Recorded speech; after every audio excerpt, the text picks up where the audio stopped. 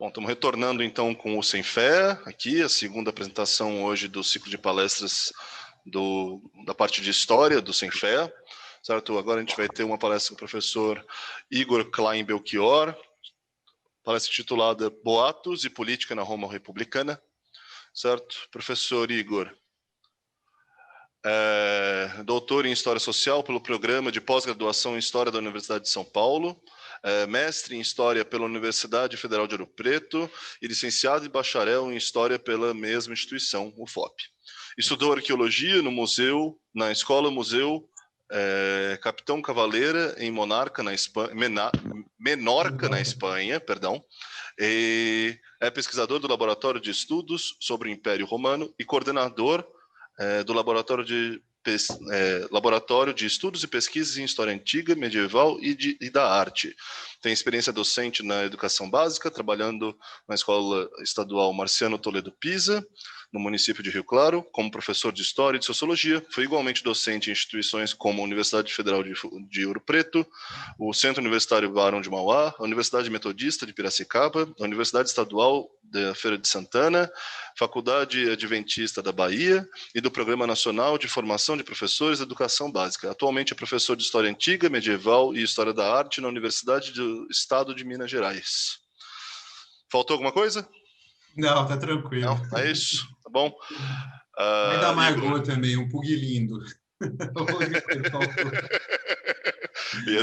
Pai da Margot, Pai certo? da Margot, Pai da Margot, um pug maravilhoso. Adoro cachorros, certo? Fica à vontade, então, conforme a fala for acontecendo, eu te aviso, eu vou anotando as perguntas, certo? No final, eu passo ela para vocês, para que não haja nenhum conflito de fala durante a gravação, certo? Então, peço que quem tiver pergunta, pode ir mandando no chat durante a exposição do professor mesmo, que eu vou salvando aqui, e no final da fala eu apresento todas as perguntas para o professor. Igor, a casa é sua, fica à vontade, meu querido. Muito obrigado a todos presentes, a todos e a todas. É um grande prazer estar mesmo que virtualmente em São Paulo, o estado que eu nasci. Há muito tempo não vou a São Paulo, conheço bem a região aí de vocês, uma região que eu gosto muito. Então, de certa forma, eu mato a saudade mesmo que a distância. Então, em primeiro lugar, gostaria de agradecer a oportunidade de estar aqui falando com vocês e falando sobre um tema que eu gosto muito, obviamente, é o tema do meu doutorado, e que, de certa forma, as pessoas gostam muito que eu falo sobre esse tema, porque é um tema muito atual. Apesar de trabalhar com a Roma republicana, né, para quem não sabe, a Roma republicana começa oficialmente em 509 a.C. e vai terminar mais ou menos em 31 a.C.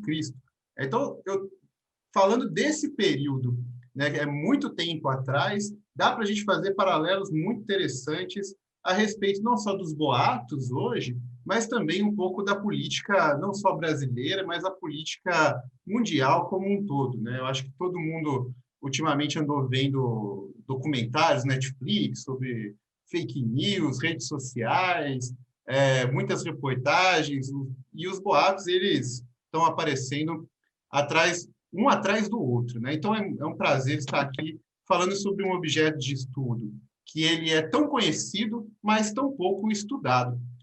Tem um teórico, o Bruno até conhece, que é o Tilly, o Charles Tilly, né? Que é um teórico da ação coletiva, que ele inicia o livro dele dizendo que estudar a ação coletiva, e no caso os boatos, é uma ação coletiva, é uma ação de se comunicar com pessoas, passar notícias a essas pessoas, era uma tarefa um pouco complicada, porque é igual comer, dormir e fazer sexo. Né? Todo mundo que come, dorme e faz sexo acha que sabe tudo sobre comer, dormir e fazer sexo.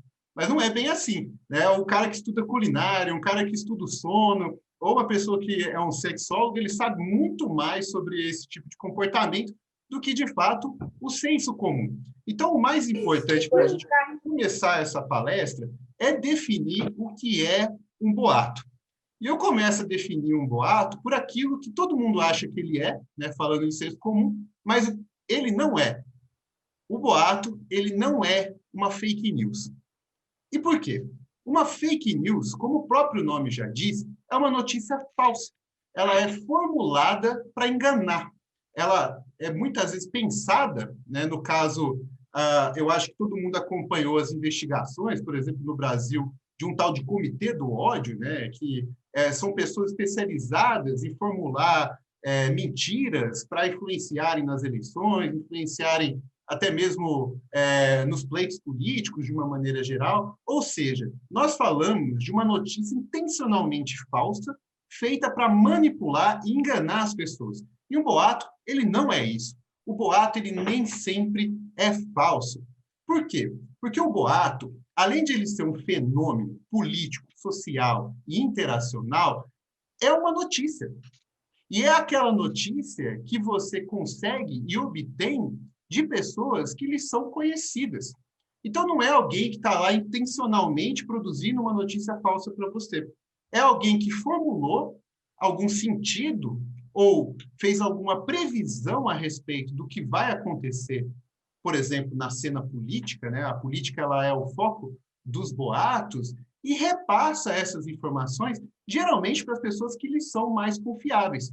Onde você escuta um boato sobre política? No cabeleireiro, você escuta da sua tia, você escuta do cobrador do ônibus, do seu professor, etc. São pessoas que estão sempre na sua convivência. É como se fosse falar do clima. Né? Você vai, olha, o clima está bom, o clima está ruim, está dando alergia, igual a gente começou a brincar aqui antes da palestra. Né? Só que, ao contrário de falar do clima, as pessoas se informam a respeito de política, se informam a respeito da economia, e, a partir disso, elas formulam os seus próprios juízos sobre o que vai acontecer. Isso pode ser, de certa forma, uma mentira. Né? Por quê? Porque a pessoa errou o palpite. Mas isso não significa que ela formulou essa notícia para te enganar. Então, assim, a primeira questão, o boato nem sempre é falso. Ele pode vir a ser furada, mas ele nem sempre ele é falso. Então, como ele nem sempre ele é falso, o boato ele necessita da realidade para retirar todo o seu poder simbólico e fazer-se inteligível. Por exemplo, se eu disser que um bando de guerreiros nórdicos estão invadindo a Amazônia, ninguém vai acreditar em mim. Isso é uma notícia falsa das mais furadas. É porque não faz sentido algum. Como algumas notícias falsas não fazem sentido algum. A exemplo da tal da mamadeira de piroca, que ficou famosa no Brasil por um grande período de tempo. Ela ficou extremamente famosa, mas ela não tem nem base real para ela existir. Isso é uma notícia falsa. Mas a partir do momento que a gente tem uma cena política em que há uma disputa muito acirrada entre a esquerda e a direita, e as pessoas formulam que guerrilheiros, narcotraficantes, eles vão invadir a Amazônia, isso faz um pouco mais de sentido. Então, por mais que isso possa ser falso, nenhum guerrilheiro invadiu a Amazônia, muito menos para resgatar qualquer partido de esquerda, embora essas notícias elas circularam, isso se fez real, isso se fez inteligível. E isso, obviamente, influenciou na política brasileira. Por quê? Porque faz parte da realidade. E não só, dialoga diretamente com a nossa memória social. No caso do Brasil, boa parte dos boatos políticos, eles giram em torno, por exemplo, para o pessoal da direita, em torno de uma memória anticomunista que o Brasil tem, e para o pessoal da esquerda, geralmente gira em torno de uma memória privatista. Então, a esquerda, quando formula boatos, formula, olha, essa pessoa vai privatizar tal coisa. Ela pode não vir a privatizar tal coisa, mas esse tipo de boato, que vai prever alguma ação futura, e, de certa forma, ele faz sentido, porque ele dialoga com a realidade e dialoga com a memória social. Da mesma forma, como eu disse, do pensamento anticomunista, que é algo da nossa herança brasileira, toda vez que você vai formular um boato político, você formula, olha, vai ter um golpe comunista, como, de fato, já foi falado no Brasil. Então, o boato, ao contrário da fake news, ela é uma informação, eu colocaria até mesmo como uma notícia formulada para ser acreditada. E não só no sentido de dialogar com a realidade e com a memória social. O boato, ele sempre é uma afirmação. Isso vai acontecer. Eu fiquei sabendo que tal coisa vai desenrolar. Ou me contaram que vai abrir alguma coisa ali que os terrenos vão valorizar. Então, de certa forma, O boato ele não é mentira nesse sentido, porque ele também é formulado para as pessoas acreditarem na sua informação. E nos momentos de conflito, no caso da política que eu estou mencionando, né, até mencionei a esquerda e a direita, que nós falamos de um conflito político. Mas, no meu caso, eu estudei a política romana, não se tem uma esquerda e uma direita. Nós tínhamos na República dois grupos que não eram necessariamente partidos, mas eram os optimates, que eram os melhores, por assim dizer, os aristocratas de nascença, e os populares, que eram os aristocratas menores, por assim dizer, e que apoiavam causas mais populares. Então, nesses momentos de conflito entre esses dois grupos, os boatos eles são as melhores notícias. E por quê? Porque quando o conflito está muito tenso, as pessoas não acreditam na mídia oficial. No caso do Brasil, isso ficou muito evidente. Em um país extremamente polarizado, o jornalismo caiu em descrédito e as redes sociais passaram a substituir as informações que as pessoas tomam para guiarem as suas decisões políticas. Porque é um momento de conflito em que ninguém confia na mídia oficial. No mundo antigo, obviamente, a gente não tinha jornais. Mas na política romana, por exemplo, você tinha pessoas que eram encarregados não só de comunicar as decisões do Senado para um público amplo, eram os oradores que ficavam nos rostra, que eram plataformas na frente do Senado em que você comunicava o que tinha sido decidido naquele Senado, só que as pessoas não escutavam esse cara, as pessoas escutavam os sub-rostrani, que eram os caras que ficavam embaixo de onde havia essa comunicação oficial e saíam por Roma dizendo que eles ouviram a troco de algumas moedas. Só que o que é mais interessante? Quando você tem uma notícia oficial, essa notícia oficial, por mais que ela seja manipulada, ela passa a noção de que ela é imparcial. Mas quando você ouve um boato, o boato ele nunca é imparcial. Né? Então, quando você está ouvindo a notícia de um boateiro, por exemplo, esse boateiro ele está passando junto à notícia a sua opinião a respeito daquele fato que ele escutou.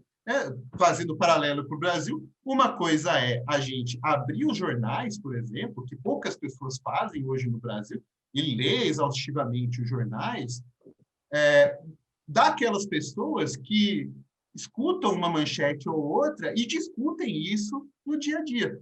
As pessoas que discutem isso no dia a dia, elas não estão discutindo a notícia, mas elas estão usando a notícia, a realidade, a memória social para emitirem pareceres sobre aquilo que elas acham que vai acontecer.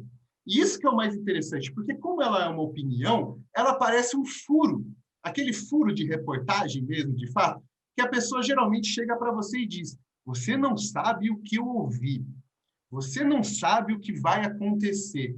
Eu estou sabendo, né? Que eu acho que o brasileiro gosta muito disso, né? De ser o primeiro a saber, de achar que é o mais informado. Por isso que nós somos bastante boateiros nesse sentido. Mas esse furo de informação, ele traz, então, uma expectativa. Novamente, ele não é aquela notícia imparcial, ela é uma expectativa sobre aquilo que vai acontecer. Ou ele vai confirmar alguma expectativa em relação a uma cena apresentada. Né? Vamos aqui aprofundar um pouquinho e vamos falar, né? Isso que eu disse é a sociologia sobre os boatos. No mundo antigo, essa sociologia ela serve para a gente entender. Só que os antigos eles tinham uma noção um pouquinho diferente dos boatos que a gente tem. E por quê? Porque hoje, no mundo moderno, no mundo da imprensa, né, quem já leu Habermas sabe o que é a opinião pública, sabe que o mundo da imprensa é um mundo em que você lê jornal na cafeteria para discutir política. Né? Tem os espaços de discussão política e tem os locais onde as pessoas se informam acerca da cena política. No mundo antigo, não existia essa mídia oficial, como eu bem disse. Então, o boato para um romano, ele era a notícia oficial. Então, eles eram tratados pelos romanos como informações confiáveis, eu coloquei aqui, mas eu também colocaria como extremamente confiáveis. E por quê? Né? porque geralmente elas exprimiam a opinião pública. É só pegar essa passagem que eu extraí da biografia de Suetônio, para quem não conhece a obra, é A Vida dos Doze Césares, que começa com César, que de fato não é um imperador, mas tá ali de pedido. E dessa biografia ele fala também do imperador Calígula, que é o que eu trago aqui para você. Desculpa. Aqui ele fala do imperador Nero. Eu tenho uma outra do Calígula. E o mais interessante nessa passagem é notar que, para um biógrafo antigo, e aqui eu até estenderia para os historiadores antigos, um boato era tratado não só como uma informação extremamente confiável, mas como uma fonte histórica, que é uma coisa completamente diferente da gente pensar nos historiadores de hoje. Um historiador ele precisa de uma documentação tratada, uma documentação clara, que aquela documentação, de fato, não é uma manipulação a Deus dará. Se ela for uma manipulação a Deus dará, você vai lá e critica essa manipulação. Mas boatos é quase uma coisa que não entra na história.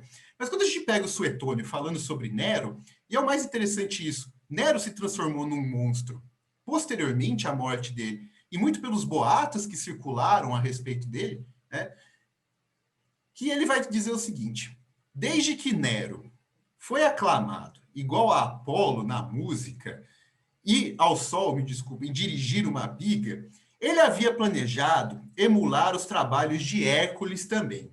Dizem, e a palavra latina que eles usam é opínio, que nós traduziríamos como opinião, mas opínio para os antigos é opínio vulgus, que seria o que é opinião popular, mais precisamente um boato. Então, há boatos, né? Os boatos dizem que um leão foi especialmente treinado para ele matar sem usar nenhum tipo de vestimenta, na arena do anfiteatro, diante de todo o povo, apenas com um porrete e com as suas próprias mãos. O mais interessante disso é que é um boato fantástico.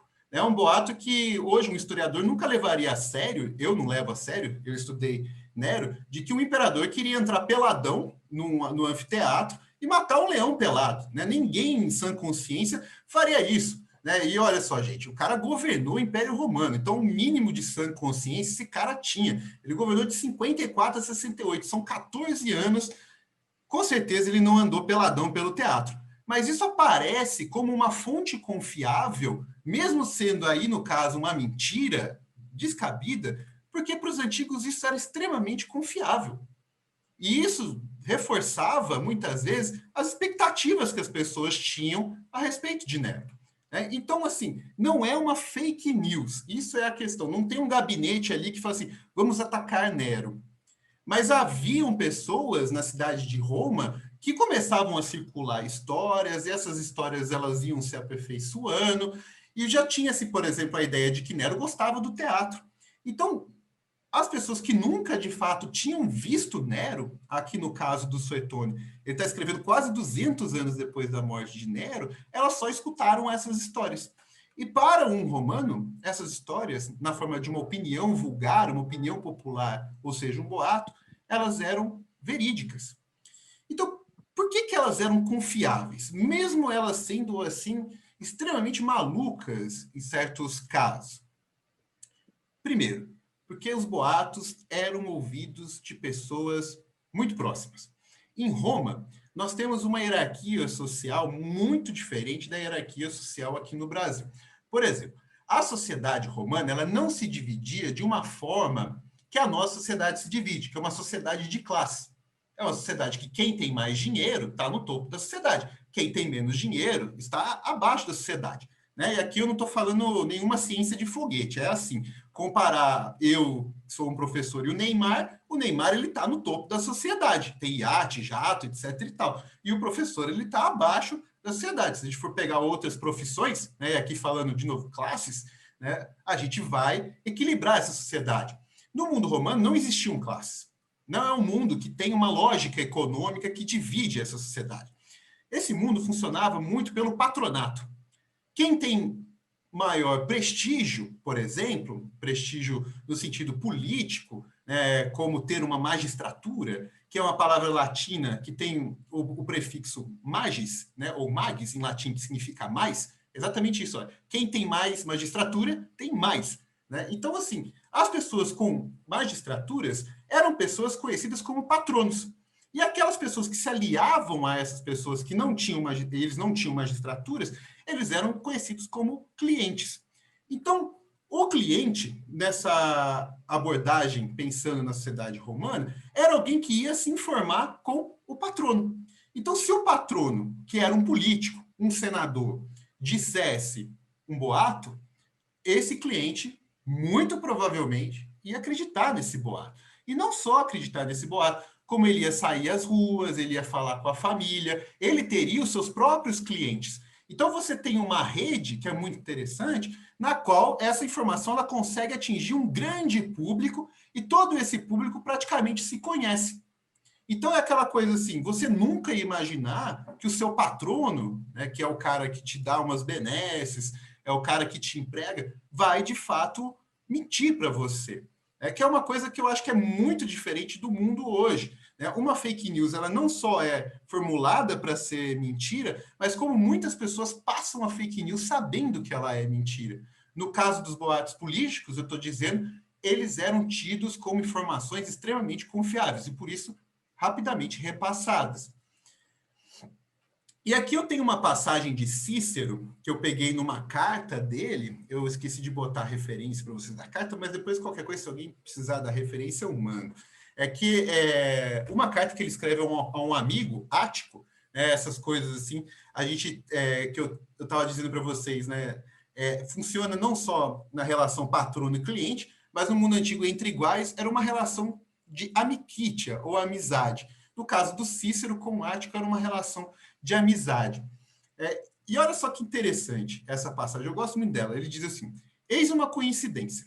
Eu tinha acabado de pegar a estrada para Ânsia, na Via Ápia, quando meu amigo Curião se encontrou comigo, recém-saído de Roma. Curião perguntou se eu tinha ouvido as notícias. É o audire, o verbo que se usa aí, só que o verbo, no caso, ele está na passiva, e o verbo ouvir na passiva para os romanos é algo que nota um boato, né? Eu ouvi, né? Você não tem, de certa forma, a pessoa que te passou isso, então é uma informação que está reverberando na cidade. Né? Então, ela perguntou: você tem ouvido notícias? Não, eu disse. Aí o Curião: Públio irá concorrer ao tribunato. Não me diga. E ele é inimigo mortal de César. O Curião responde: e quer anular todas as suas leis. E o que César vai fazer? Eu perguntei. Aí ele responde, tal, daí Cícero termina: quanta baboseira é falada viva vox, né, que é a conversa ao vivo. Porque eu, que já aprendi muitas vezes da mesma forma sobre os assuntos políticos, extraí a mesma coisa de sua carta e da conversa com ele. Aquele bate-papo que ele coloca como ruminatio. Eu acho que você já até imagina no que vai dar essa palavra, é ruminar mesmo, que você fica do dia a dia. Então, assim, para o Cícero, ele estudar a política romana, ele acompanhar as notícias da política romana, ele tinha as mesmas informações que os boatos da cidade de Roma traziam, eram trazidos pelo Curião. E da mesma forma, eram as mesmas informações que o colega dele mandava para ele escrevendo cartas. Então, assim, os boatos, eles adquiriam uma dimensão muito grande nesse império que era muito interconectado. E como Roma era a capital desse império, a grande cidade onde tudo, as grandes decisões políticas aconteciam, é aquela coisa assim, todos os olhares se voltam para Roma. Então, todo tipo de boato que você pode ouvir, né, não estando em Roma, é bom para você se informar a respeito da cena política. Uma outra questão: por que esses boatos eles eram confiáveis? Porque um boato para os antigos, eles eram informações sempre de interesse público. Até quando falava-se de sexo. E por quê? Porque a vida sexual dos políticos é algo que interessa ao público. A gente sabe muito bem, pensando no nosso país, por exemplo, que muitas vezes as pessoas deixam de votar em determinado candidato porque esse candidato tem uma vida sexual que às vezes a pessoa não concorda, seja pela lascívia ou seja pela opção sexual. Né? E muitas vezes as pessoas querem ouvir isso. Não sei se vocês lembram, mas esse ano teve uma coisa que foi muito ridícula, embora eu não concorde com o governo, mas eu achei ridículo, que foram aqueles boatos se a mulher do Bolsonaro traiu ele com não sei quem, enfim, são questões que a mim não interessam, eu acho extremamente sacanas, principalmente que envolvem mulheres. Mas elas são de interesse público. E elas são jogadas, elas são comentadas na mídia, porque elas interferem na avaliação desses políticos. Voltando a Roma, então, esses políticos, eles também se submetiam às eleições. Roma tem um sistema muito complicado da política, e ele variou muito ao longo do tempo. Mas na época da República, basicamente, a posição, ou as posições, né, porque eram dois, mais altas da hierarquia política, eram as posições de cônsules. Né? Existiam geralmente dois cônsules, né? Só no Império mesmo, que às vezes era um e era o imperador. Mas na República, geralmente dois cônsules. E o cônsul, ele era um senador, mas ele não era eleito pelo Senado. Ele era eleito pela população de Roma. Então você precisa, para você ganhar a posição mais importante da política, conquistar os cidadãos. Então Roma tinha um hibridismo muito interessante na política, porque você tem o Senado que toma decisões, o Senado tem a sua própria eleição, mas os cargos mais importantes eram definidos fora do Senado, como o caso dos cônsules, e mais, havia ainda a eleição dos tribunos da plebe, geralmente 9 tribunos. E os tribunos da plebe, eram os representantes da plebe, eles poderiam barrar toda e qualquer decisão dos cônsules. Então imagina só, você ganhar como cônsul ou você ganhar como tribuno era uma maravilha. Então imagina como essas eleições elas eram disputadas.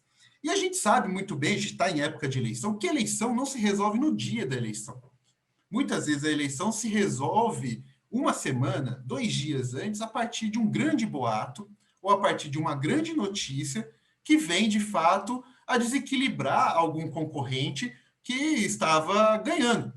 Por exemplo, no caso do estado da cidade de São Paulo, tem um caso muito interessante, que é a terceira força que vem surgindo em umas eleições que nunca teve terceira força, que é o caso do PSOL. Mas o PSOL, para ir para o segundo turno, ele precisa tirar alguém que está no segundo turno. E nesses últimos dias, uma das estratégias foi atacar o Russomano, que é o líder. E para atacar o Russomano, você ataca com o quê? A partir de notícias.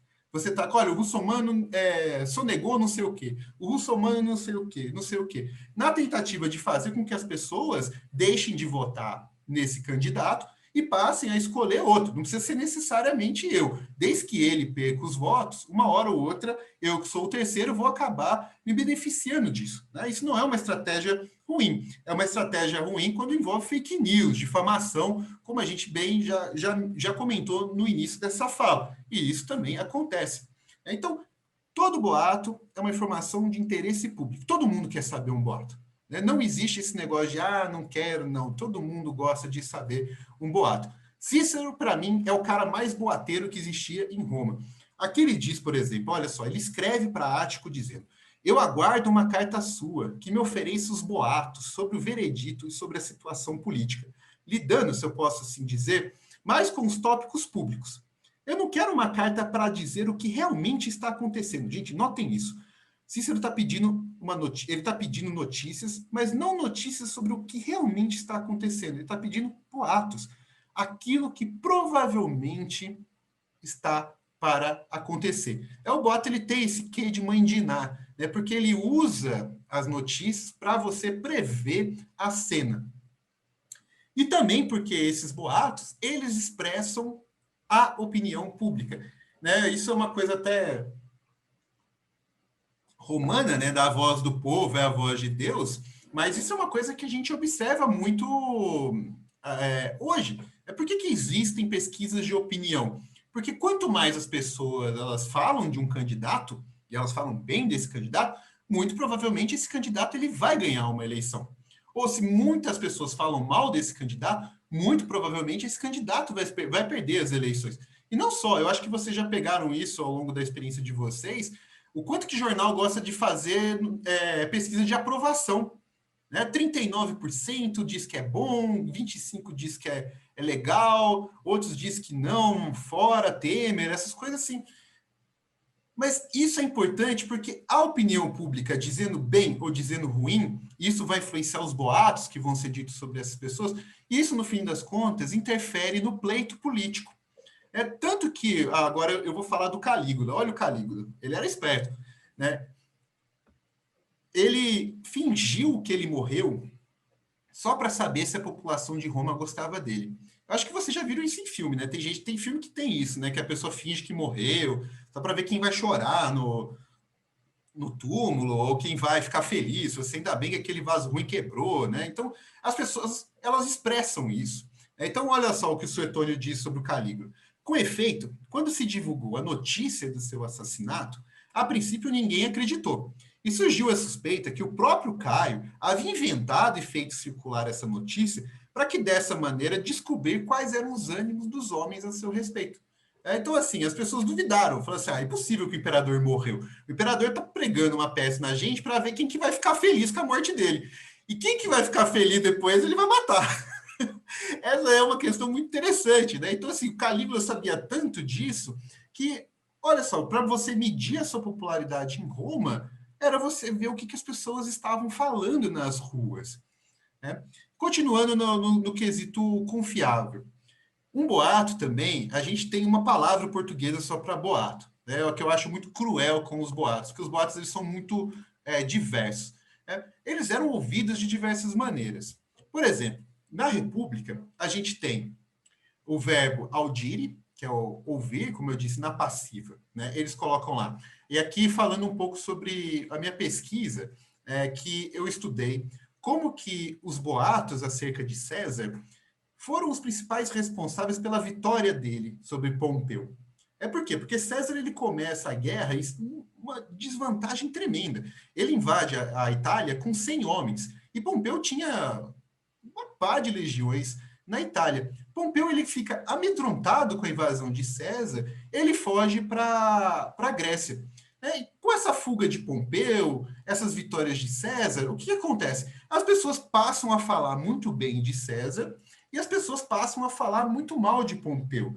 Que não é legal tanto falar bem ou mal, mas passam a falar de uma maneira, por exemplo, boa, né? César é clemente, mas também passam a falar de uma maneira ruim, mas é uma maneira que favorece na guerra, como César é um assassino impecável. Se você vai lutar contra César, esse é um tipo de boato que te faria desistir. Da mesma forma que as pessoas dizem, olha, Pompeu é um bundão, Pompeu fugiu.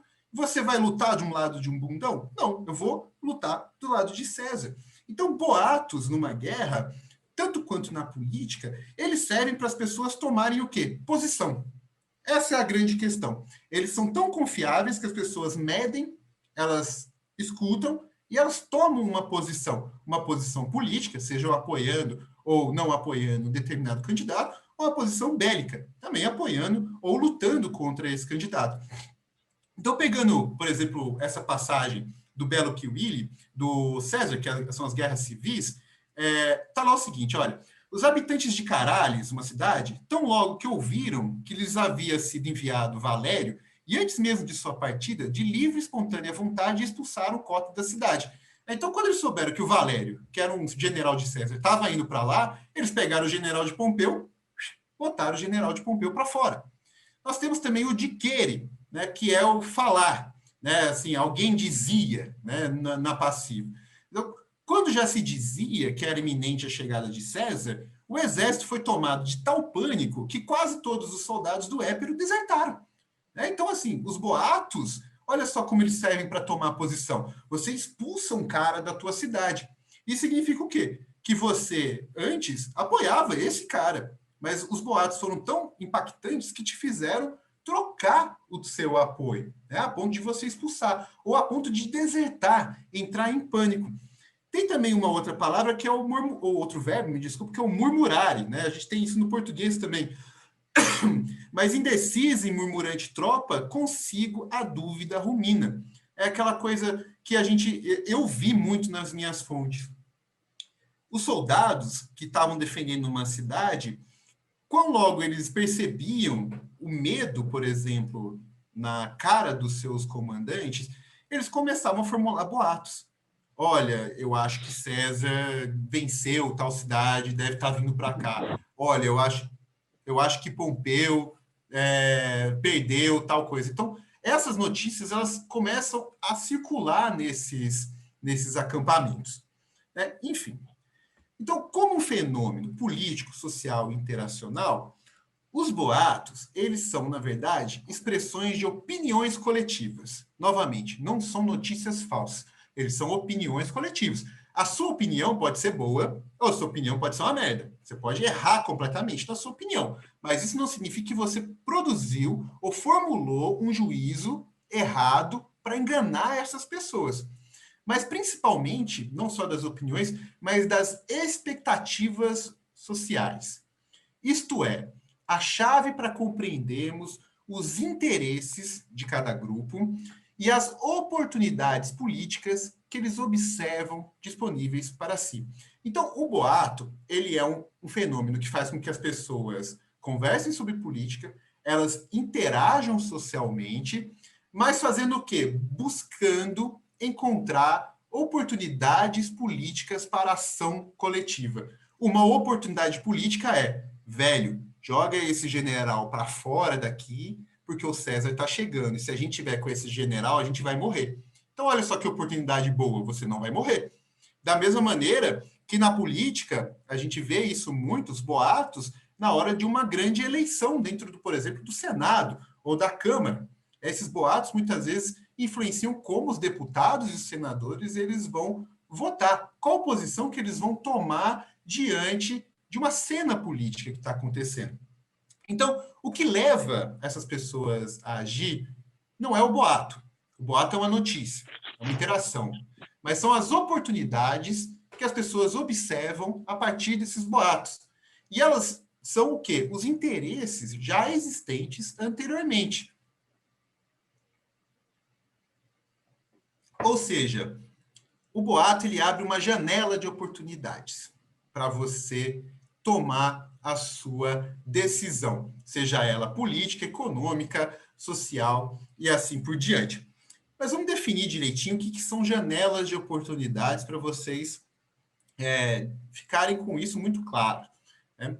Uma janela de oportunidade é a condição favorável para uma ação social.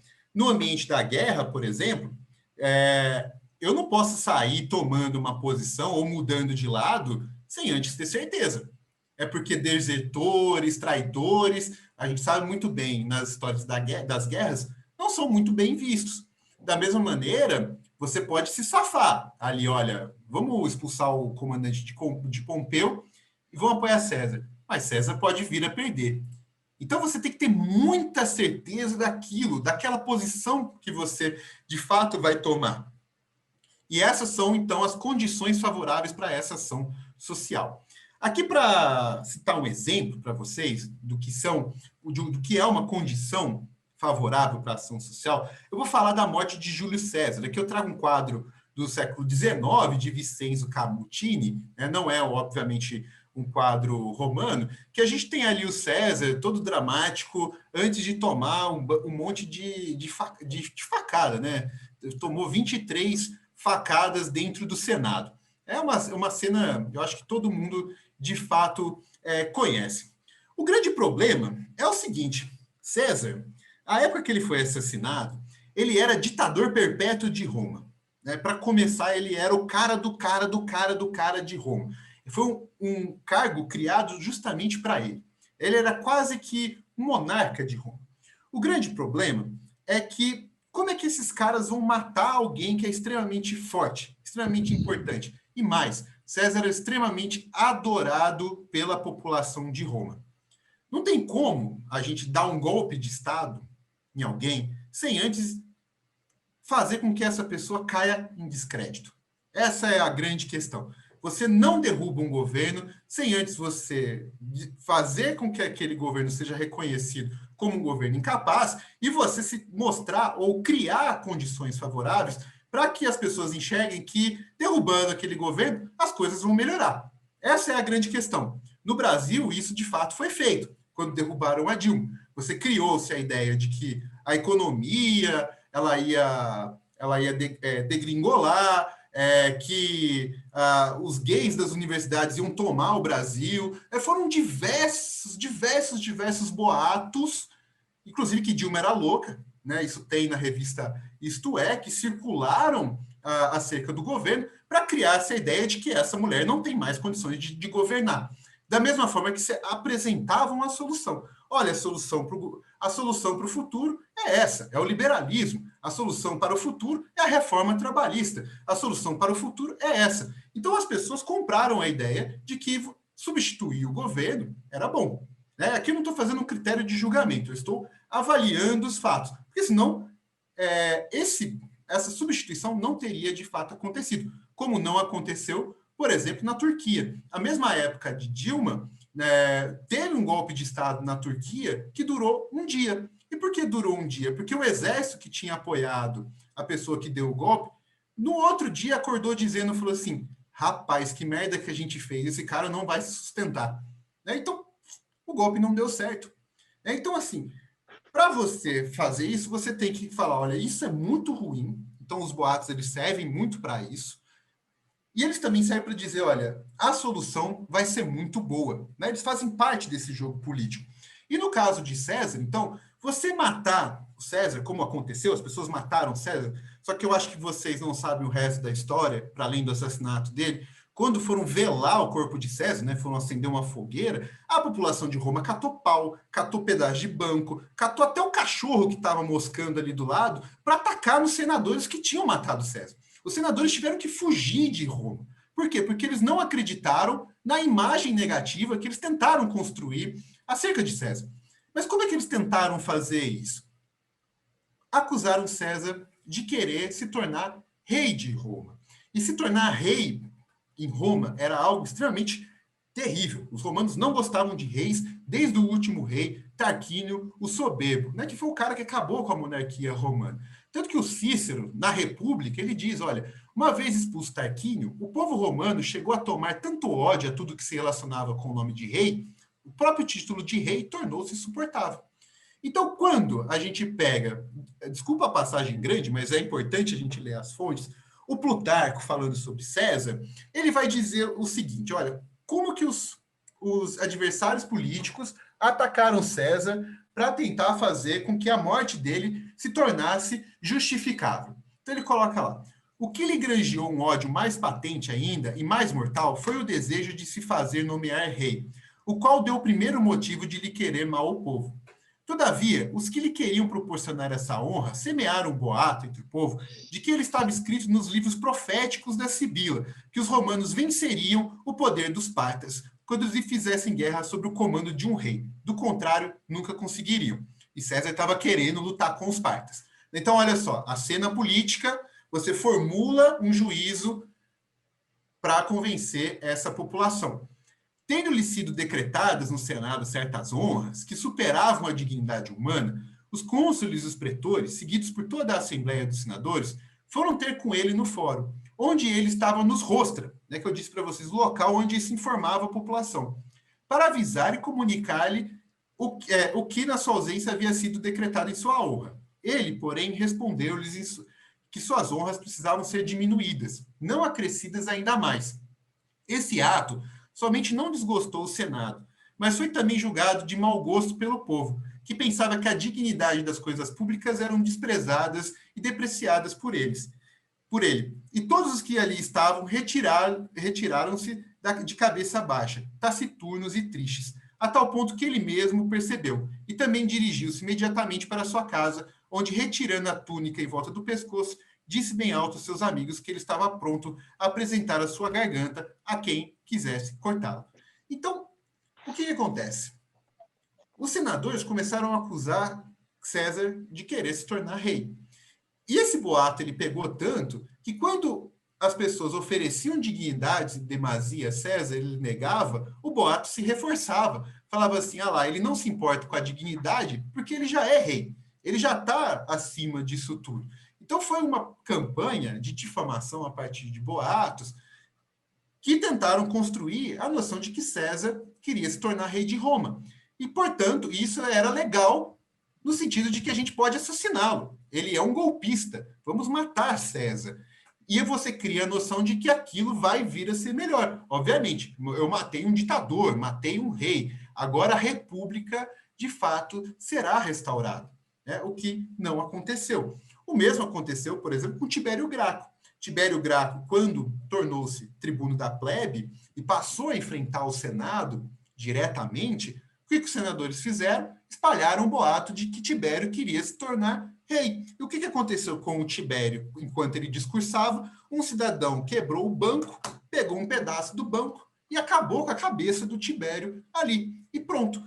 Matou-se uma pessoa que era sacrossanta, né? Ou seja, é alguém que é santo, ele não pode morrer assim, ele é um tribuno da plebe, mas esse crime, a Constituição, qualquer coisa que esteja além, né, ou deveria dar base para manter essa pessoa no poder, nada mais importa. Porque o que importa, de fato, é o boato em si.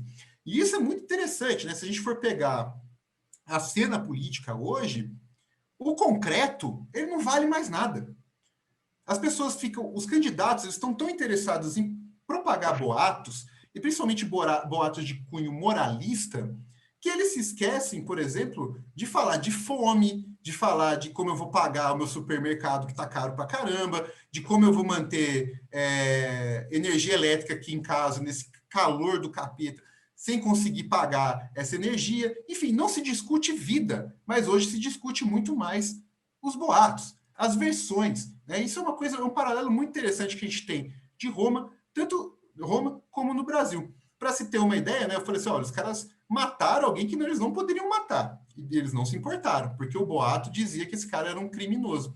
Para se ter uma ideia, nos Estados Unidos, há 2 semanas atrás, pegaram o presidente dos Estados Unidos sonegando imposto. O cara pagou menos imposto que eu paguei, né? E eu estou convertendo em dólar, né? E olha, eu estou pagando no Brasil. Eu pago mais imposto que eu, sou funcionário público, pago 22%, 25% de imposto. O Trump pagou nada de imposto. Isso, há um tempo atrás, seria, assim, cirúrgico. Há uns 10 anos atrás, esse cara não tem condições mais de se tornar presidente. Mas isso não importa mais. Não importa. As pessoas não votam no Trump por conta do concreto. Eles votam no Trump por aquilo que o Trump diz, por aquilo que ele espalha e pelo que a mídia que cerca ele, né, de fato, repassa. Então, assim, essa é a grande questão do mundo antigo. Os boatos, eles eram críveis, eles eram utilizados na política e eles eram utilizados para produzir uma coisa que se chama fama, que está aí na tela de vocês, que é a mesma palavra para o português hoje, fama é fama, só que fama para os antigos era boato. Então, olha só que interessante, uma fama é um boato. O que dizem sobre você? A sua fama. Ou produzir uma infâmia, que seria a fama ao contrário. É a ideia de que você tem que ser combatido, a ideia de que você é um mau candidato. E isso também é perceptível nos contextos de guerra no mundo antigo, né? Aqui eu trago para vocês o exemplo das famas que circularam na guerra entre César e Pompeu, né? Que, como eu disse, foi a guerra que eu avaliei.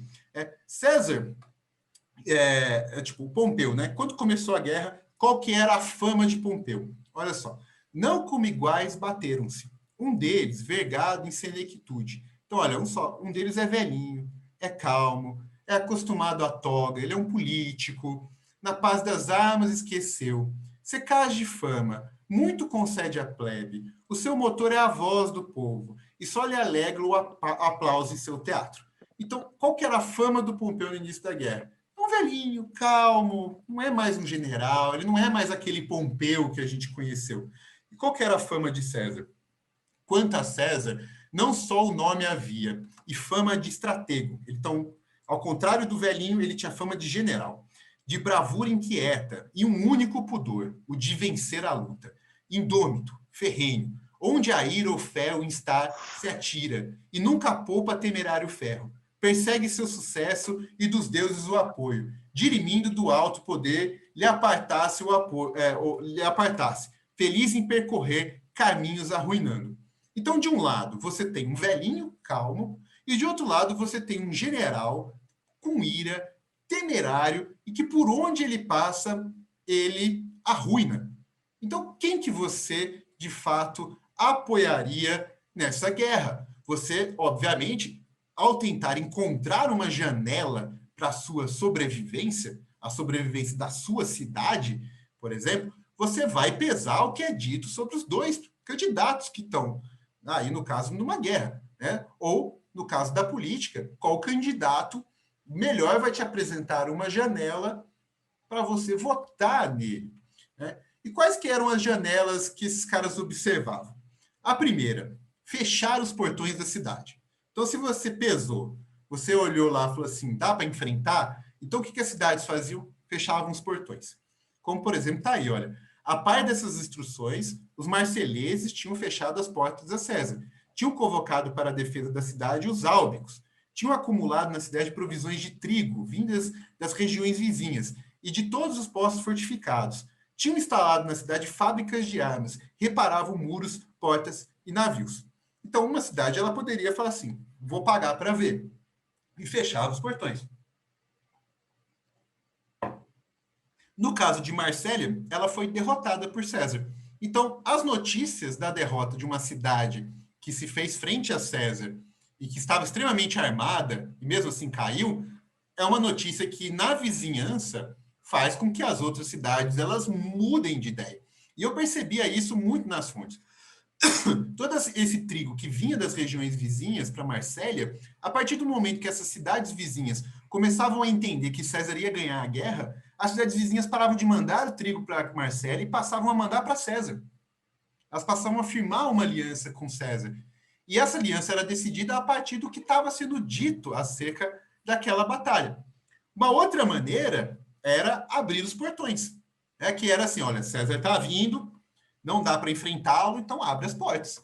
Então, olha só, você sabe que em Sumona, Seátio Paeligno abriu os portões a Antônio, Marco Antônio, embora ele tivesse sob seu comando 5 cortes, que Lucrécio escapou do local e Pompeu saiu de Brundísio, desertando a Domício. Então, assim, uma cidade que abriu o portão, as outras cidades iam seguindo, né? Assim, não, eu acho que é melhor se entregar a César. E isso fazia com que Pompeu tivesse que sair de cidade em cidade, cidade em cidade, fugindo, porque as cidades passavam a expulsar tanto os seus comandantes quanto ele mesmo. Assim, olha, César está vindo, César é indômito, César é o bicho, cara, ele vai matar a gente. Então, sai daqui, Pompeu. E aqui, especificando mais os boatos que eu tenho sobre a vitória de César, eu acho interessante essa passagem, para vocês terem uma ideia de como isso também circulava nesse mundo romano para além da Itália. Esses boatos eles circulavam praticamente em todo o mundo romano. Então, com efeito, todos os municípios, um após o outro, imitaram a voz e a vossa conduta, se entregaram voluntariamente. E não é sem motivo que César vos aprecia com simpatia e os inimigos com tanta severidade. Realmente, Pompeu, sem ter sido batido em batalha alguma, deixou a Itália. Não ouviste os boatos das façanhas de César na Espanha? 2 exércitos postos em fuga, a vitória sobre 2 generais, a conquista de 2 províncias, e isso em obra de 40 dias, a partir do momento em que César se apresentou à vista dos adversários. E vós, que seguistes a César quando a vitória era incerta, ireis agora que a sorte da guerra está decidida a seguir o vencido? Então, assim, olha como é que esses boatos, eles serviam para as pessoas irem na cidade e falar assim, olha, vocês não ouviram o que César fez na Espanha? César está chegando aqui. As cidades, elas, não, César fique à vontade. Tanto que Pompeu ficou um tempão na Grécia se preparando, e quando César chegou na Grécia, a primeira cidade que ele parou, a cidade recebeu ele. Porque ele já tinha ganhado na Itália, já tinha ganhado na Espanha, ganhado na Gália. Né? Então, ele tinha perdido no norte da África. Mas a fama dele era tão secaz que as pessoas preferiam não enfrentar a César. E Pompeu foi ficando cada vez mais, não só sem lugar, mas também sem alimentos. Essa é a grande questão. Uma guerra civil é uma guerra que tem 2 ou 3 lados, mas que não tem para onde as pessoas que estão dentro daquela sociedade fugir. Por exemplo, se eu sou um senador romano e tem 2 generais romanos em guerra civil, uma hora ou outra você vai ter que tomar alguma decisão. Se você é uma grande cidade, uma hora ou outra você vai ter que tomar essa decisão. E nesse momento de guerra, essa decisão perpassava o quê? Não só abrir e fechar as portas, mas mandar mantimentos, mais homens, cavalos.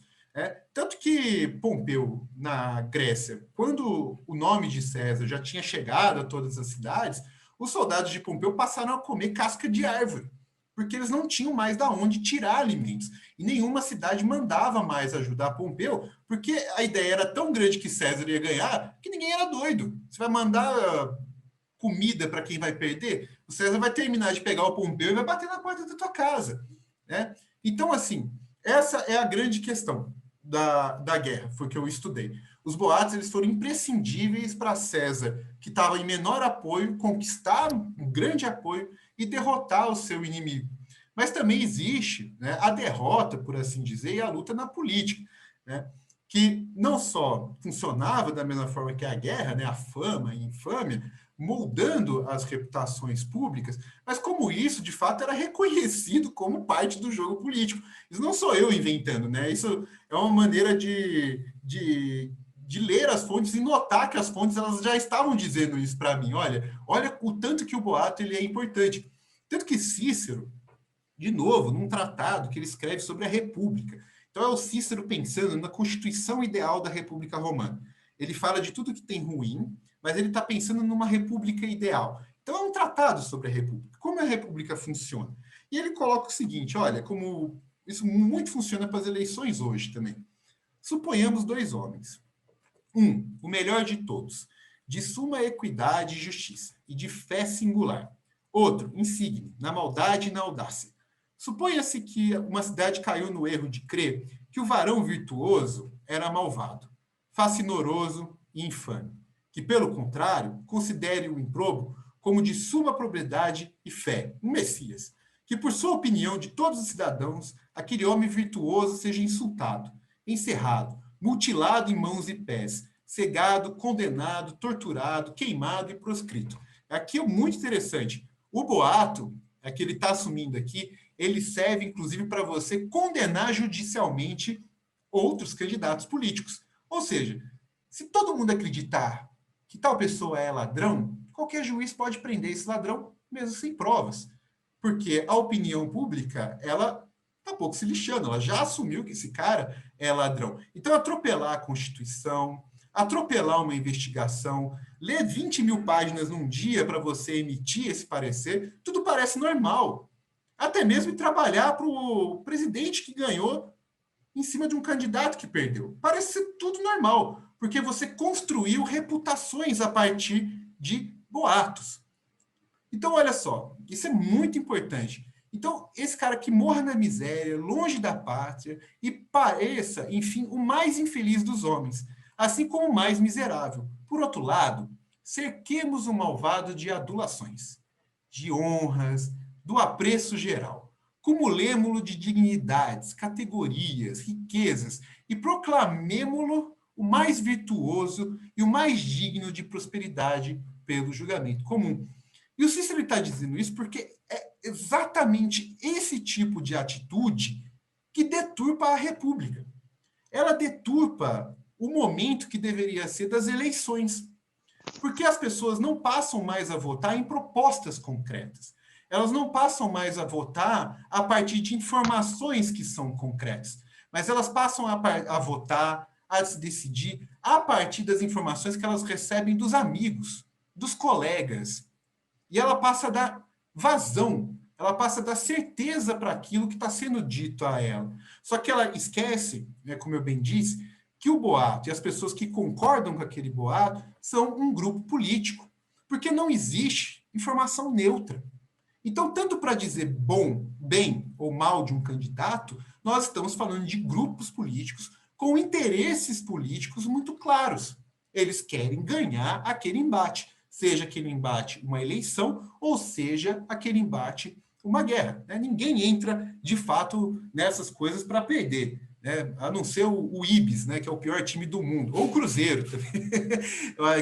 São Paulo tem pouco cruzeirense, mas o Cruzeiro ultimamente entra para perder. Né? No caso, né, se a gente for pensar, ninguém entra para perder. Até o pior time do campeonato, ele entra para conseguir a melhor posição possível. Né? No caso do campeonato, é jogado. mas nas eleições, o boato ele tem uma influência muito grande. Então, assim, para a gente finalizar essa fala, que até mesmo que é mais interessante a gente discutir sobre as questões do que ficar numa palestrada toda, né? É bom para a gente fazer uns boatos aí. Então, assim, voltando na questão da fake news, que é muito importante, né? Que é uma coisa que me incomoda, né? Lógico que me incomoda, né? Quem estudou boato sabe que um boato não é uma fake news. E a gente vê direto esse tipo de propaganda, essa é uma propaganda do Supremo Tribunal Federal, dizendo para você tomar cuidado com boatos no celular, né? Que é, olha, não acredite em tudo que você lê na internet. Não tem fonte? Não repasse. Não, busque a fonte original. Quem publicou, cheque o histórico, confira a data. Muitos adjetivos, desconfie. Pesquise outra fonte, leia a notícia inteira. Está em dúvida? Não repasse. Né? Então, assim, tudo isso que ele descreveu é uma fake news. Isso não é um boato. O boato, ele é um parecer, ele é de fato uma opinião. Ele não vai ter fonte. É porque é uma opinião, muitas vezes, que alguém formulou, passou para outra pessoa formulou algo em cima daquilo. Então, a gente nunca consegue traçar a origem de um boato. Uma fake news a gente consegue. Uma investigação no Twitter sabe de onde aquilo saiu e por onde aquilo, de fato, circulou. O boato, no dia a dia, a gente não sabe por onde o boato ele vai circular. A gente não sabe a extensão daquilo que vai ser falado. Então, não tem fonte, não tem a fonte original, não tem histórico, não tem data. Né? O boato, é lógico que ele tem adjetivos. Né? Você é uma opinião, você vai dizer o que é bom e o que é ruim. Existem outras fontes? Existem notícias, etc. e tal. Ler a notícia inteira, um boato não é uma notícia inteira, é uma frasezinha. Então, assim, uma fake news ele não é um boato. As pessoas confundem.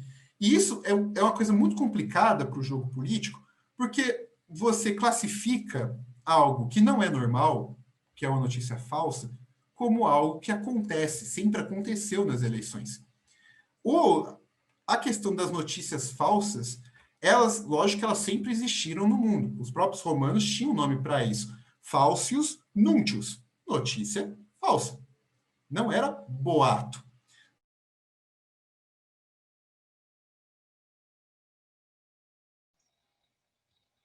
Uma coisa que eu passei a reparar que é muito interessante, muitos jornalistas, eles estão lá para dar confirmação a essas fake news.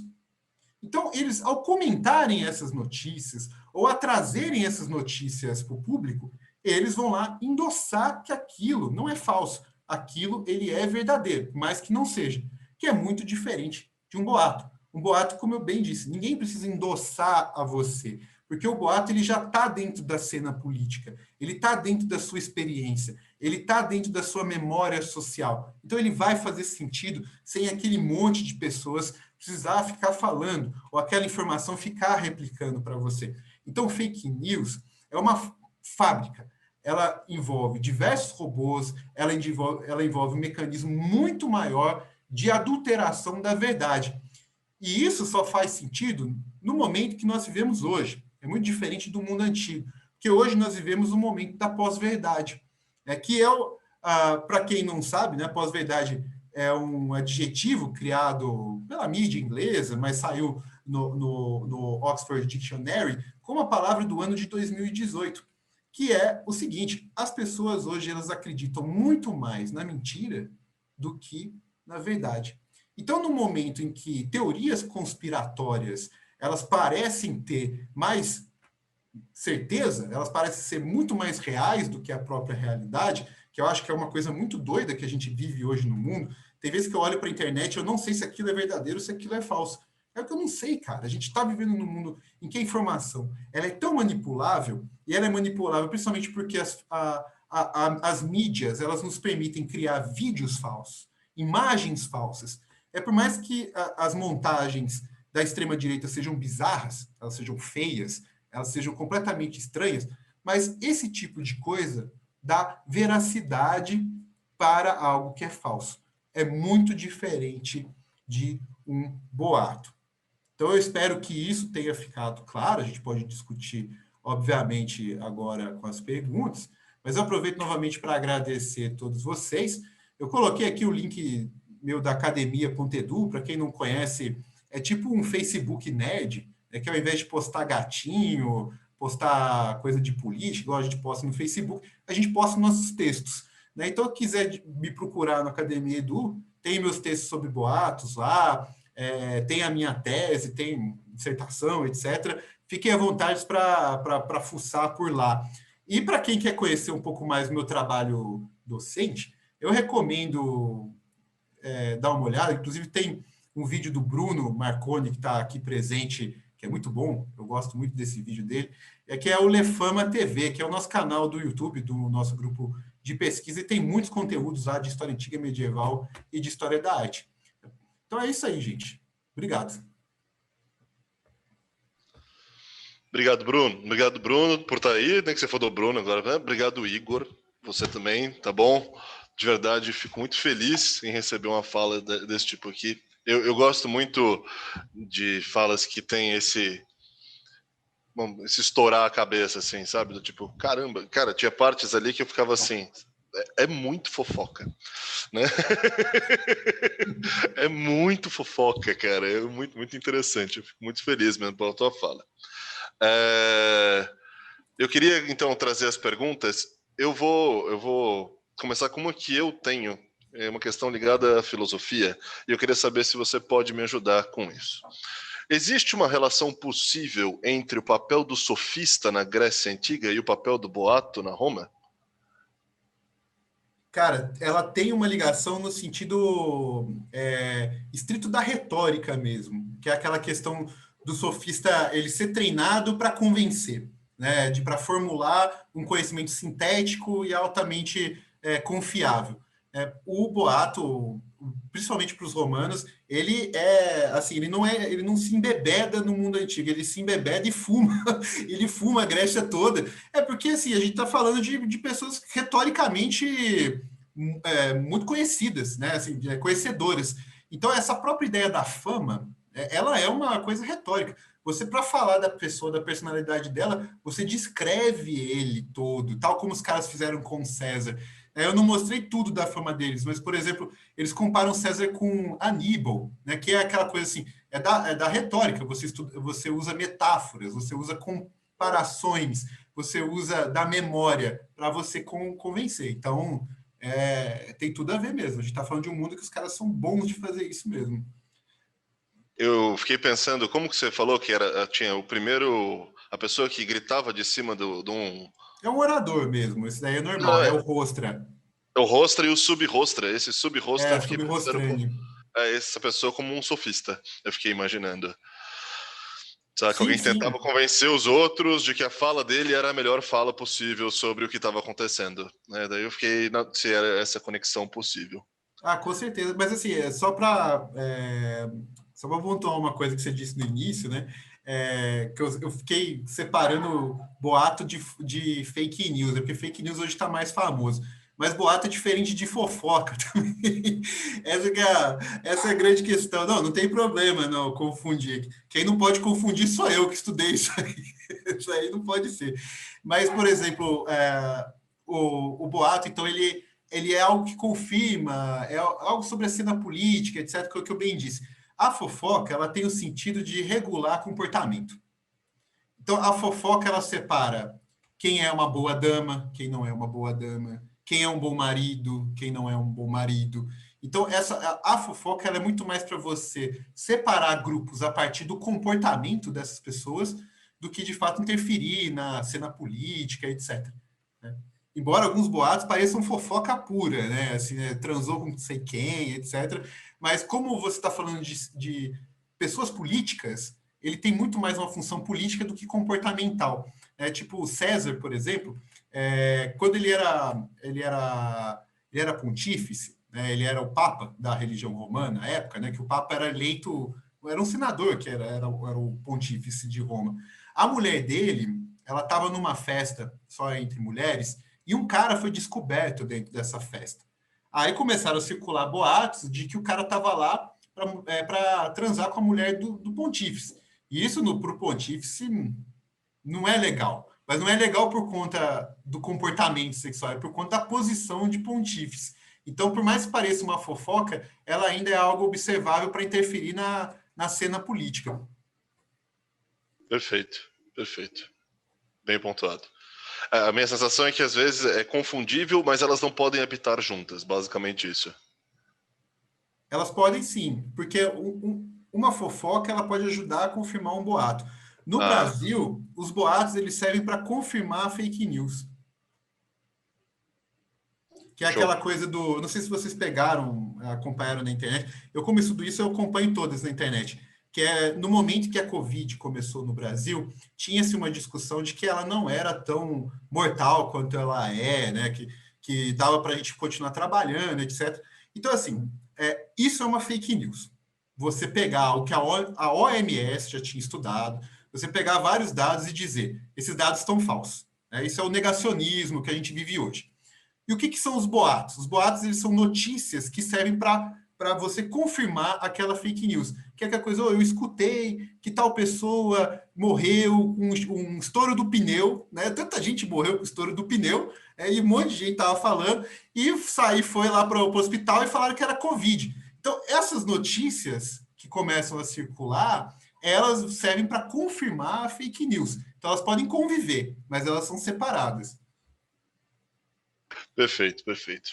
Próxima pergunta aqui é: cada uma à sua forma, no fundo, tanto fake news quanto boatos acabam tendo repercussões políticas, certo? Nem que sejam engrandecendo certos personagens. Sim, sim. Principalmente a fake news, né? Porque a fake news ela é formulada exatamente para ter esse efeito político. Muitas vezes o boato ele não cola. Que é aquela coisa assim, como ele é uma opinião, ele não é feito assim para você enfiar na cabeça da pessoa. É uma informação que a pessoa pode ouvir, nossa, esquece. Agora, uma fake news ela é feita para martelar na mente das pessoas. Olha, estão te enganando, né?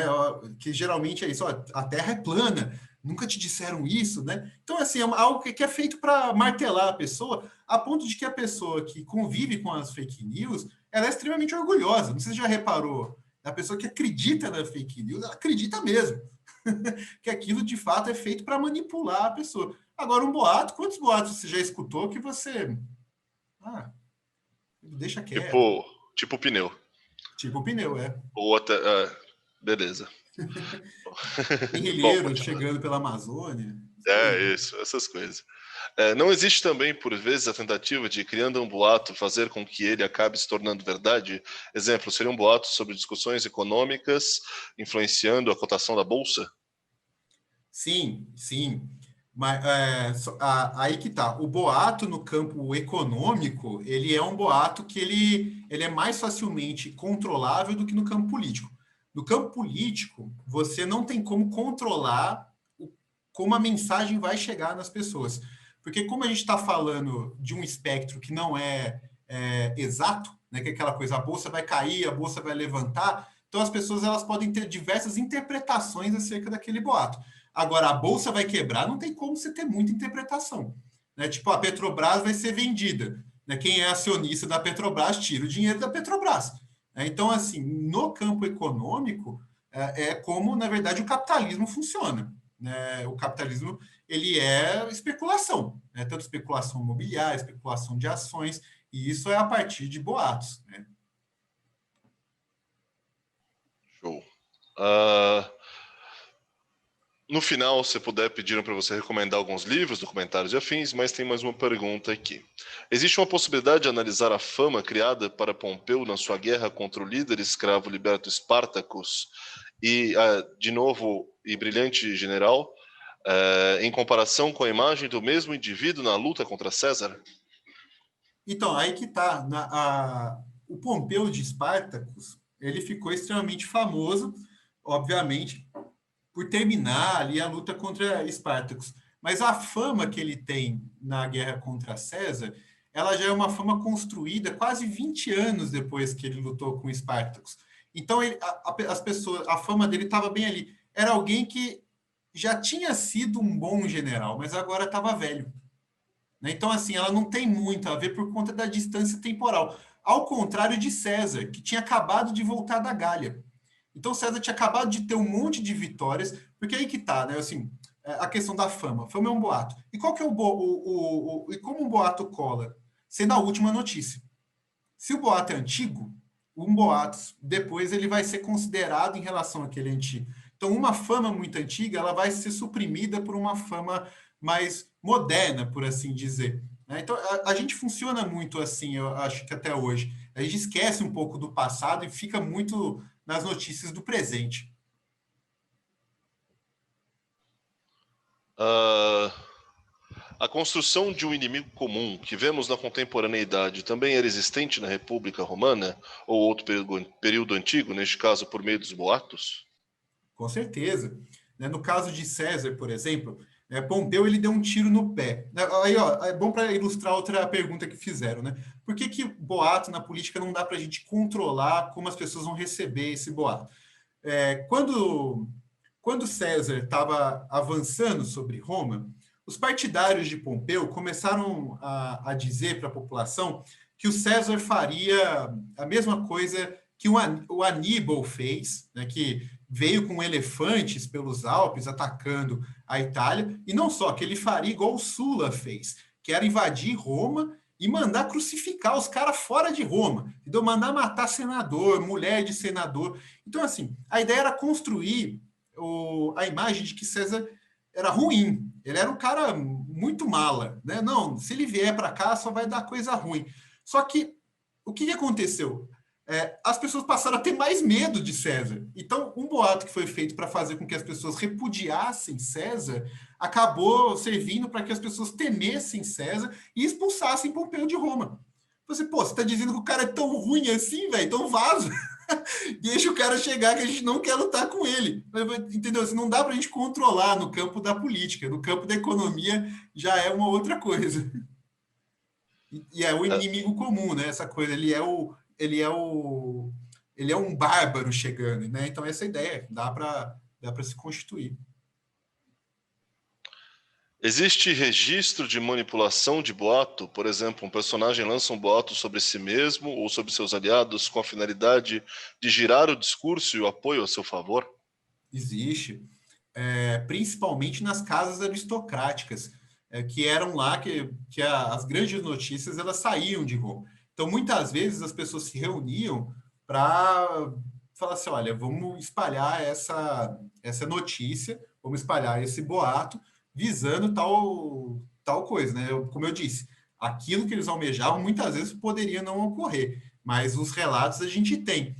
Como eu bem mencionei o Tibério Graco, a passagem que a gente tem dizendo que os senadores decidiram transformá-lo em um rei, ser alguém aspirante a ser rei, é uma passagem que diz que eram 3 senadores dentro de uma casa, falando assim, como é que a gente vai atacar a imagem do Caio Graco? Aí um cara veio assim, eu vi ele um dia olhando num espelho, meio que para a testa dele, parecia que ele estava querendo usar uma coroa. Isso, vamos falar que ele estava usando, ele ficava experimentando uma coroa aí dentro de casa. Aí começaram a espalhar esse boato de que ele ficava assim, né? Veste a roupa de rei e fica desfilando em casa. É o que, de certa forma, é ridículo, né? Mas aí tem a notícia de que os caras se reuniram para fazer exatamente isso. Genial. Os romanos eram fogo, cara. Imagina, pelo que você está falando.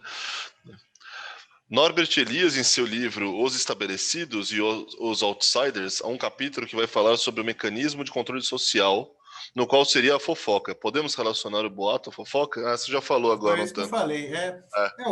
A fofoca é um mecanismo de controle social, é diferente do boato. O boato é político, econômico. A fofoca já é o comportamental. Gente, vocês querem mandar mais perguntas? Esperar mais um pouquinho aqui. Eu sempre fico pensando, na verdade, como que isso foi se tornando, por exemplo, depois em trovas, saca? Como que o boato parte de um boato para arte depois e coisas do tipo, né? como que isso não se torna uma fantasia e, né, até que ponto o boato e a fantasia não estão andando de mãos dadas nesse tipo de diálogo, assim? Sim, o boato, depois de um longo período de tempo, ele se torna uma lenda urbana. É É, exatamente isso. É, aham, o caso de Nero, que eu mencionei, ele é muito sintomático. E por quê? Porque assim, ó, Nero morreu em 68, depois de Cristo. Até 68, nós não temos nenhuma fonte que fale mal de Nero. E você sabe o que Nero virou hoje, incendiário, etc. e tal. As primeiras fontes que a gente tem que falam mal de Nero são após a morte dele. E são fontes baseadas em boatos. Então, assim, Roma pegou fogo. Roma sempre pegava fogo. Não é culpa de Nero. Roma sempre pegou fogo. Não é à toa que várias reconstruções em Roma ao longo de séculos. É uma cidade de 1 milhão de habitantes no século I. É como se fosse uma São Paulo construída a maior parte de madeira, casebre, pessoas com fogo dentro da casa. Então ela pegava fogo constantemente. Nero nem em Roma estava. Ele estava em Ânsia. Né? Ele veio ajudar as pessoas em Roma. Só que quando você pega essa tradição posterior, essa tradição ela começa a já chamá-lo de incendiário. Né? Então é um boato. Ah, porque alguém viu que Nero estava tocando lira. Então já vai lá e já tem até ele tocando. Né? E ao longo do tempo, essas histórias, elas vão fazendo o quê? Elas vão crescendo. Né? Então, por exemplo, logo após a morte de Nero, começou a circular o boato que ele tinha matado a mãe dele. Obviamente que provavelmente era um boato que até existia na época dele, mas como ele governava, não era algo que tinha saído tanto assim. Então, assim, ele é matricida. Ao longo do tempo, esse matricídio ele começa a ficar cada vez mais colorido. Né? Então, assim, você pega historiadores posteriores que já narram que ele botou a mãe dele num barco, que ele tentou fazer com que o barco naufragasse. Ele conta toda a história que está ali, é até um pouco sofista da parte deles, assim, né? Então, essa é a parte do convencimento também, né? Você cria toda uma ideia que, assim, o cara está escrevendo 300 anos depois da morte dela. Ele não viu isso. Ele não sabe disso. Não tem fotografia a respeito disso. O que tem é o boato que ele mandou matar a mãe dele. Só que os caras começam porque a partir do momento que isso virou uma tradição, pensar nele de uma maneira negativa, né, começa a se constituir tantas histórias que ele vira uma lenda. Ele virou uma lenda urbana. Tanto que se a gente pegar o Nero do cinema, ele é o estereótipo de um tirano afeminado, né? Que é aquela coisa do tirano grego mesmo, assim. O cara extremamente afeminado, não me toque, não sei o que, eu gosto de arte, se não gostei eu taco fogo, eu vou matar, que é uma pessoa que seria impossível de ela ter existido. Por quê? Porque ele virou uma lenda, mas essa lenda é constituída com base em boatos.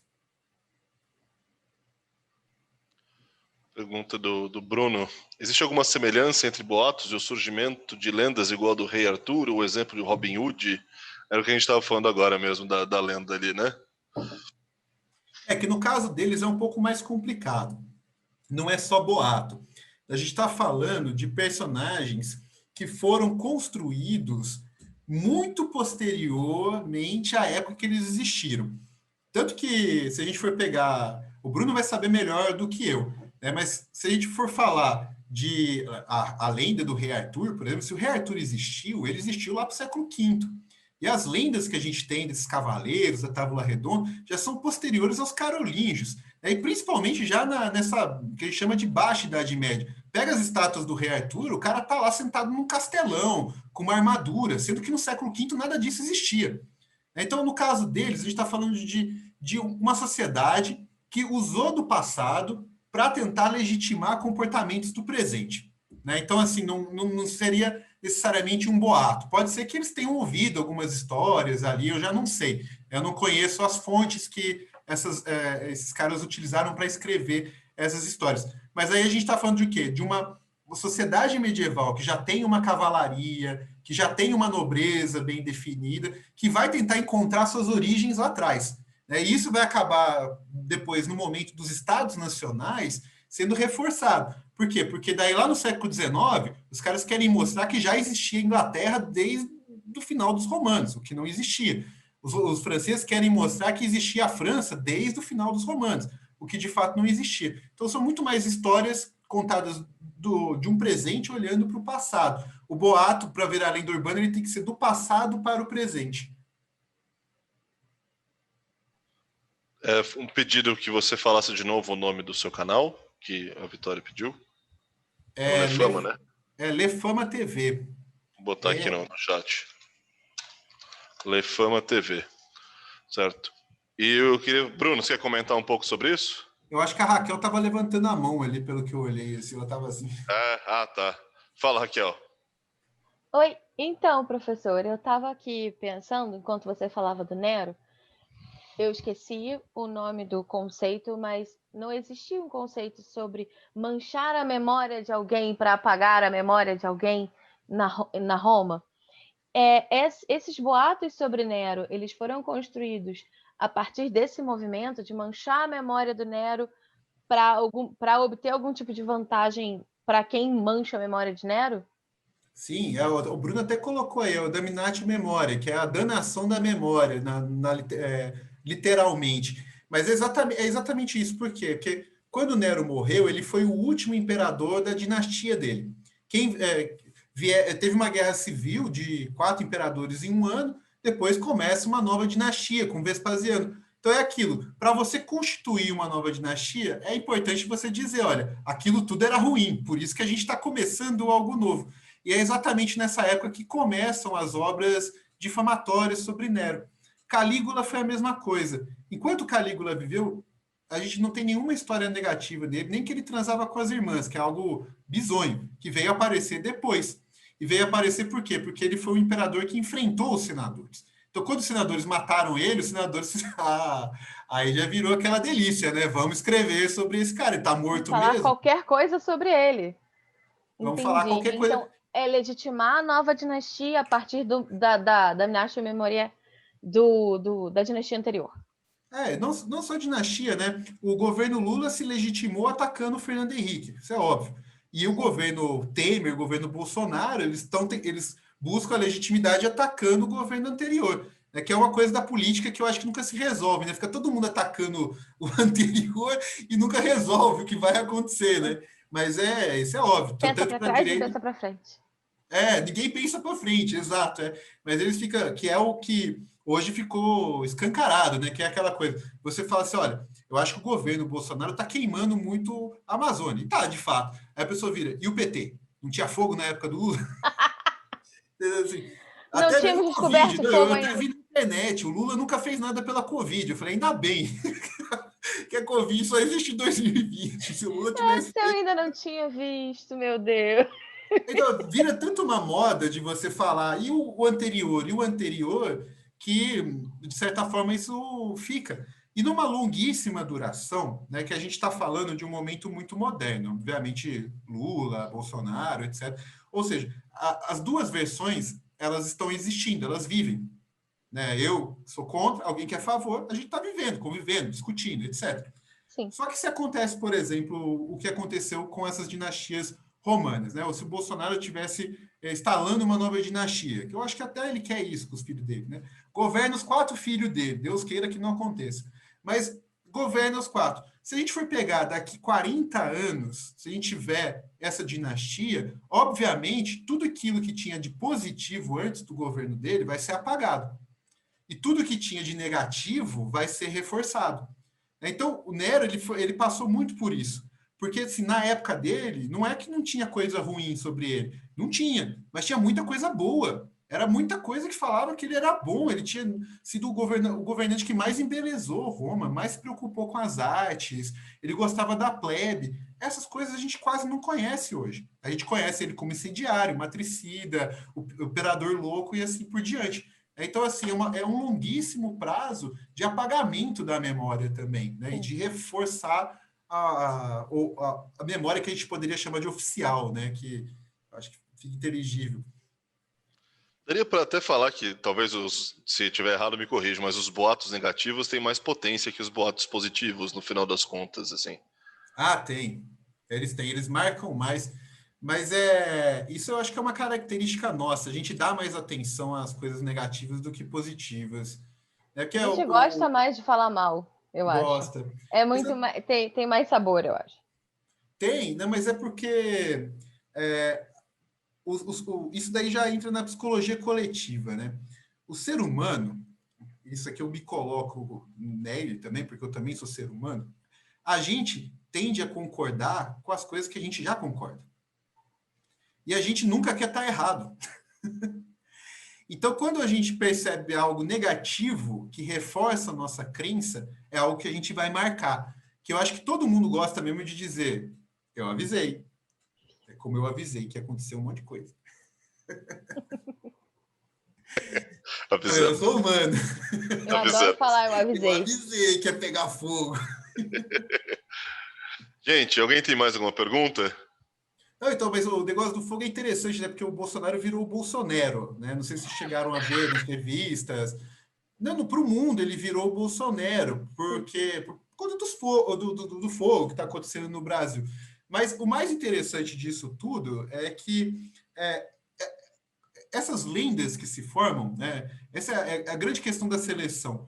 Elas não englobam tudo. Então você pode comparar Nero com Bolsonaro sem o Bolsonaro ter matado a mãe dele. Né? O Bolsonaro não precisa ser Nero o tempo todo. Ele precisa Ainda? ter uma primeira. Ainda, né? Ele precisa ter uma pequena. Coitado, Nero era bom. Ele não era mau governante, não. Inclusive, não existia fascismo em Roma. Você pega uma característica que se assemelha e você marca. E não falando só do Bolsonaro, o George Bush já foi comparado com Nero, o Obama já foi contra. Qualquer pessoa que quer ver o circo pegar fogo nesse quesito, logo as pessoas lembram de Nero. É Nero fogo, Nero fogo. Mas como eu disse a vocês, Nero não tocou fogo em Roma. Ele nem estava lá, mas olha como ele é conhecido.